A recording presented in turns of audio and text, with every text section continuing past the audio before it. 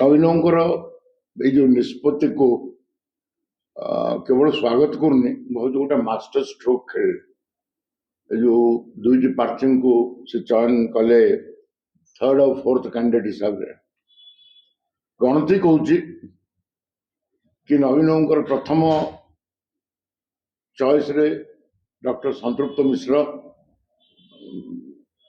Third candidate ହେବେ ଏବଂ fourth candidate ହେଉଛନ୍ତି ଡକ୍ଟର ଦତ୍ତେଶ୍ୱର ହୋତା।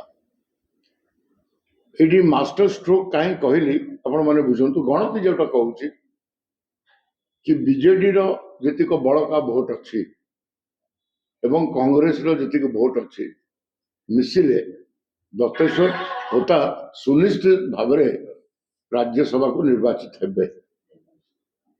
ଏଥିରୁ ଗୋଟାଏ ପଲିଟିକାଲ ମେସେଜ ନବୀନ ପଟ୍ଟନାୟକ ଦଉଛନ୍ତି କି ମୁଁ ଏଇଭଳି ଜଣେ ବ୍ୟକ୍ତିକୁ ବାଛିଛି ଯୋଉ ବ୍ୟକ୍ତି ଅନେକ ଦିନ ଧରିକିରି ପବ୍ଲିକ ସର୍ଭିସରେ ଥିଲେ, ଡକ୍ଟର ଦତ୍ତେଶ୍ୱର ହୋତା, ଏବଂ ଭିସି ମଧ୍ୟ ଥିଲେ, ଭାଇସ୍ ଚାନ୍ସେଲର ଥିଲେ ଯୋଉ ମେଡିକାଲ ୟୁନିଭର୍ସିଟିର ନବୀନଙ୍କ ସମୟରେ ଯୋଉଟା ହେଇଥିଲା। ଏବଂ ରାଜନୀତିକ ଦୃଷ୍ଟିରୁ ଏଇ ଯୋଉ ଗଣତିରେ ସେ ଦେଇଛନ୍ତି ଫୋର୍ଥ କ୍ୟାଣ୍ଡିଡେଟ୍ ଦତ୍ତେଶ୍ୱର ହୋତାଙ୍କୁ, ଏବଂ ମୋ ପାଖରେ ଯାହା ଖବର ଅଛି, ମୋ ପାଖରେ ଯୋଉ ଖବର ଅଛି ଆଉ ବହୁତ ସଠିକ ଖବର ଅଛି କି ଆମର ଚତୁର୍ଥ କ୍ୟାଣ୍ଡିଡେଟକୁ କଂଗ୍ରେସର 14ଟି ଭୋଟ ଯିବ, ଆମର 11ଟା, ଆମର 12ଟା ଆଉ 14ଟା ମିଶିଲେ 26ଟା first preference vote fourth candidate ପାଇବେ। ଏବଂ ବିଜେପିର ବଳକା ଭୋଟ ମାତ୍ର 2ଟି ସାଂସଦ ପ୍ରାର୍ଥୀ ତାଙ୍କର ଚୟନ ହେଲା ପରେ ତାଙ୍କର ମାତ୍ର ବଳକା ଭୋଟ ଆଉ ରହିବ 7ଟି, 6-7ଟି। ତେଣୁ କସ୍ମିନ କାଳେ ଫୋର୍ଥ କ୍ୟାଣ୍ଡିଡେଟ୍ ବିଜେପି ଯାହା ବି ଷଡ଼ଯନ୍ତ୍ର କଲେ, ଯୋଉ କୌଣସି ଗଣନା କଲେ ବିଜେପି ନେଇପାରିବ ନାହିଁ। ତେଣୁ ଇଏ ଗୋଟେ ମାଷ୍ଟର ଷ୍ଟ୍ରୋକ୍ ଏଇଥିପାଇଁ ନବୀନ ବାବୁ କ୍ୟାଣ୍ଡିଡେଟ୍ ଘୋଷଣା କରୁଛନ୍ତି ଫୋର୍ଥ କ୍ୟାଣ୍ଡିଡେଟ୍ ଏବଂ ଓଡ଼ିଶାକୁ ଆପିଲ କରୁଛନ୍ତି ଅନ୍ୟ ଦଳକୁ କି ଇଏ କ୍ୟାଣ୍ଡିଡେଟକୁ ସମର୍ଥନ ଦିଅନ୍ତୁ।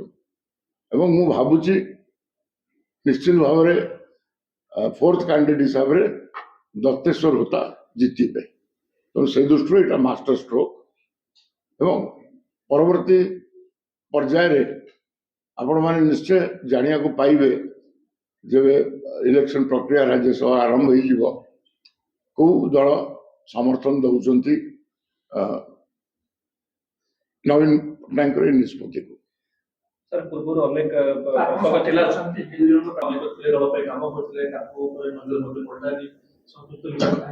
ମୁଁ ପ୍ରଭାତ ବିଶ୍ୱାଳଙ୍କୁ ଗୋଟେ ପ୍ରଶ୍ନ ପଚାରେ, ସିଏ ଆମ ଦଳର କଣ?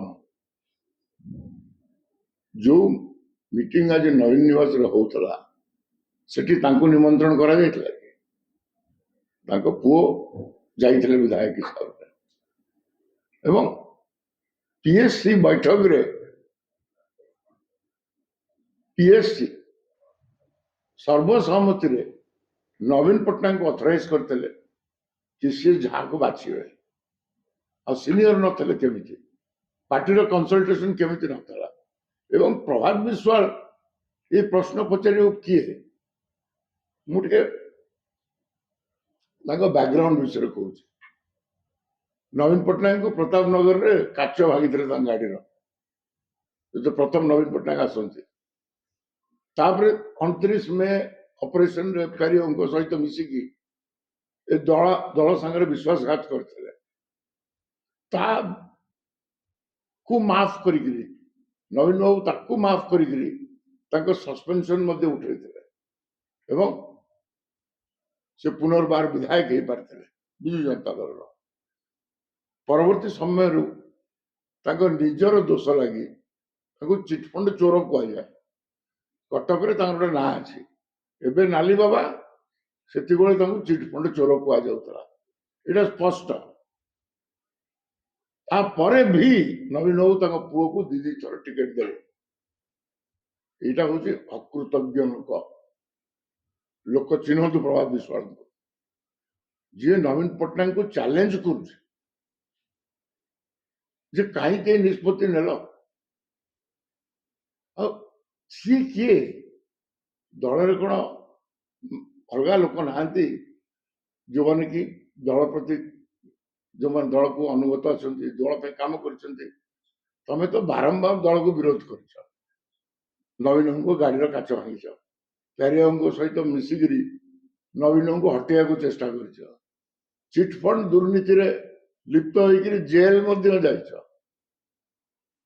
एवं एबे गोटे नाली पोशाक पिंधिकी नाली बाबा होगी बुलूं एवं सी आज ये जो कथाटी नवीन निवास आज घटिला यहाँ विजु जनता दल रे सहजरे कहीं ग्रहण करेंगे एवं मु गोटे राजनेता हिसाब से कटक प्रभात भूषण गोटे प्रश्न पचारे संतृप्त मिश्र भी कटक दत्तेश्वरता भी कटक आ तुम चौद्वार कटक नेता होकरी जदि कटक प्रार्थी दीटा को स्वागत करियो ना तार प्रभात भूषण चरित्रटा कौन ये जना पड़े आज मु जहाँ शुणी नवीन निवास रे किसी एमएलए को धक्का खाई से तंटिया मारिक विदा कर तेणु यही दल में आम प्रथम थर यही कथा देखलु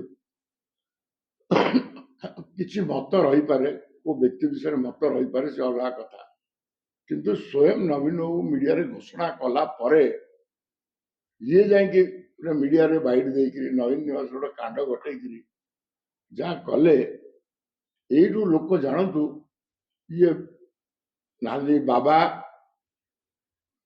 ये चिटफंड चोर जी नवीन को गाड़ी काच मांगी